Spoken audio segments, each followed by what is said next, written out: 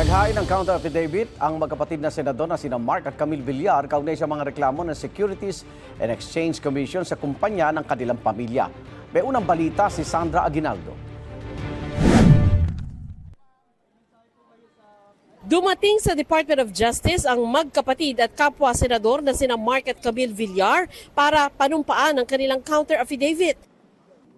Sagot nila ito sa reklamong isinampa ng Securities and Exchange Commission o SEC laban sa pamilya Villar at mga opisyal ng Villar Land Holdings Corporation dahil sa umano'y market manipulation, insider trading at umano'y misleading disclosure na naging dahilan daw para maligaw umano ang mga investor. Ang magkakapatid na Villar ay tumatayong directors of the board ng kumpanya.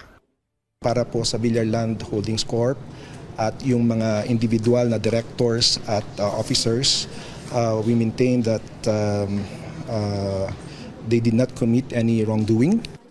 Ayon sa abogado ni Senador Mark Villar, kampante itong walang basihan ng akusasyon. He denies any wrongdoing. All actions were made in good faith, and to ensure transparency, there's absolutely no evidence of fraud. Hindi naman dumalo ang kanilang mga magulang na sina dating Senate President Manuel Villar at dating Senadora Cynthia Villar. Pero nag-file sila ng verified manifestation and motion imbis na counter affidavit. Kanila raw hiling ma-dismiss ang reklamo.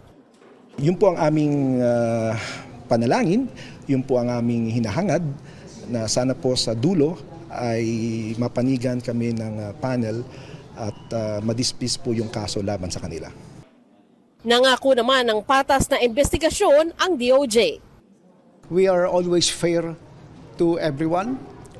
Wala pong nagdidikta sa amin kung anong tama, kung anong mali. Kung may masasaktan, wala kami magagawa. But we just have to do our job. Ito ang unang balita. Sandra Aguinaldo para sa GMA News.